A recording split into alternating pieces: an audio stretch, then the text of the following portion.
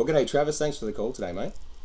No worries at all, Peter. How's things up there? Oh, it's actually been pouring down rain, man, here in Sydney. Whereabouts are you Yeah. right now? Whereabouts are you right now?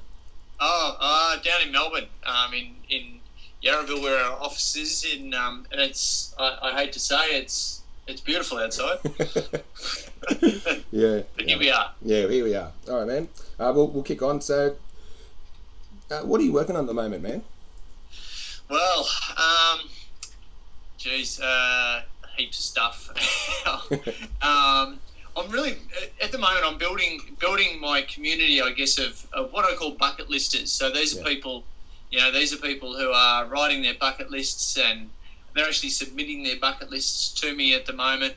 And I've got a book coming out soon, and refining. I guess refining the message. I've got an event coming up, a one-day sort of preview event called The Best Day of Your Life. Mm-hmm. And I'm writing a chapter in a book called The Millionaire Motivators, which is, again, coming out with a whole bunch of other sort of speakers around Australia who are kind of motivation speakers. Yeah, yeah. Who's Yes. that? Who are some of Yeah. those? Who are some of those What's that? guys? Who else? Yeah, yeah. Who are some of those guys in that millionaire book?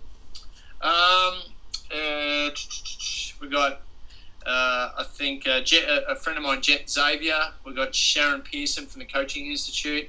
We got Andrew Morello, who won The Apprentice. Mm-hmm. There's a whole, I think there's about 10 authors. So we're all got a chapter each, and all going to be. I think Ben Harvey's in it as well, who you may or may not know. Mm-hmm.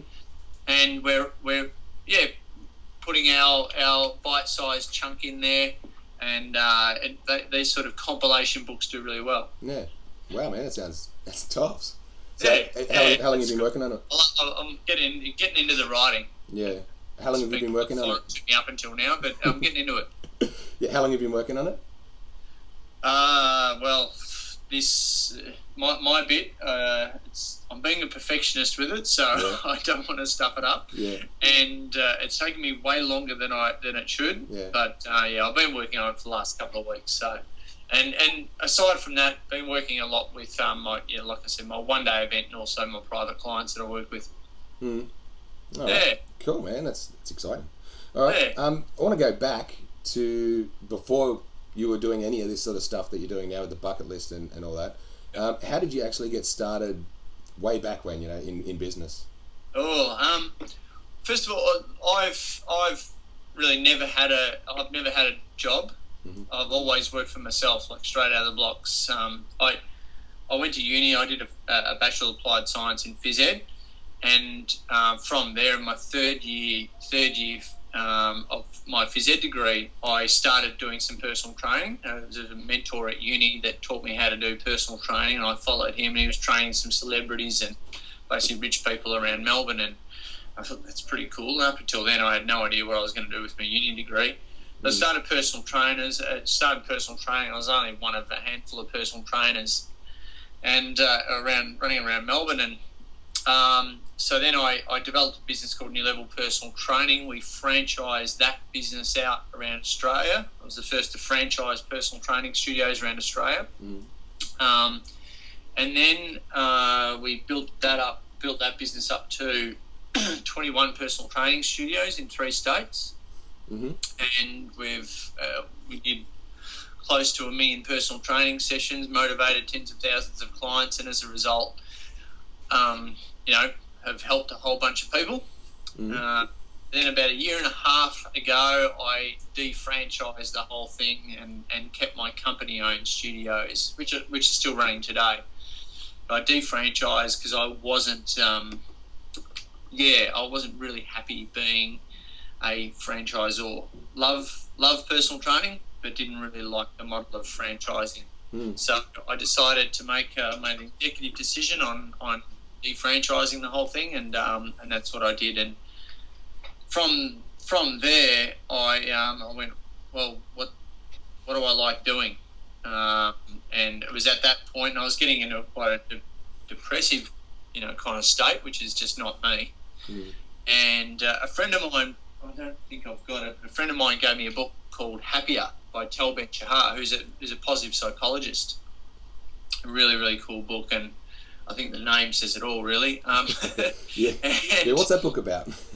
Well, it's about positive psychology, and really finding. For me, it was about finding your calling.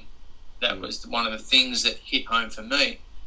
Although I'd spent 15 years, if not longer, of my life sort of being a personal trainer, I loved it, but I loved also helping people more, holistically rather than just with their health. And being a trainer, you're coming up against people's stuff all the time, why they won't get results. And I went, well, how else is that showing up in their life? And before you know it, I went into NLP and life coaching courses and that sort of thing. And then I could start helping people more holistically, which was cool, and helping entrepreneurs, which was even cooler. And so for me, I went from defranchising.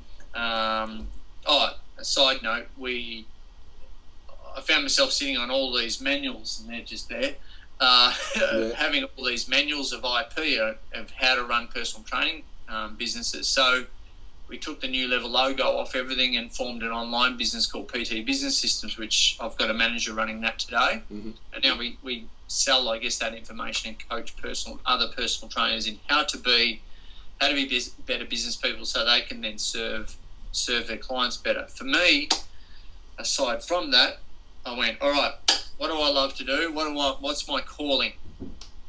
So I've always loved speaking. I love motivating people, and I've got really no fear around speaking. And so I put on a motivation seminar with all the life coaching stuff and the business stuff, and I put on a motivation seminar. Mm-hmm. Oh, bloody hell. So from I can't remember the title of it now, but I filled the room with mum and dad were up the back and the whole thing, and I really took, since being in business for myself, I've always got into personal development, always read like yourself, and I've always read and gone to seminars, and the first business book I read was Michael Gerber's E-Myth, and mm-hmm. that got me on the path of systemizing businesses. From there, I had a bunch of coaches and whatnot, so I learned a fair bit about business. And so I put a bunch of, mum and dad and entrepreneurs in the room, and I gave a motivation seminar and everything. I pulled everything that I knew and put it into bite-sized chunks. And during it, I'll get to the answer. Yeah, that's good. During it, I talked about my bucket list. And during the seminar, and especially after the seminar, people were coming up and sharing their bucket lists with me. Yeah. And going, I've always wanted to do this and I've always wanted to do that. And I'm like, well, why don't you do it? See, I've always had what a lot of people didn't know about me, that I've always had a bucket list. I used to call it a life list, and I've always had one since I was 18. And I've honestly always been crossing stuff off it and adding to it. If I see something cool that I want to do, I'll put it on my list. Mm. So I believe that if you put the intention out there and if you get it out of your head and put it onto paper, then it will get actioned sooner rather than later. And I hate to say, but I've seen a lot of people have heart attacks in our industry, and we all know people who've suffered from cancer and whatnot. Mm. And that's really, it just gives me the shits that people aren't living up to their full potential, and people aren't living the life by their own design. So after this seminar, people started sharing their lists with me, and I went, oh, this is cool. And then Jo, this one girl who came to the seminar, she goes,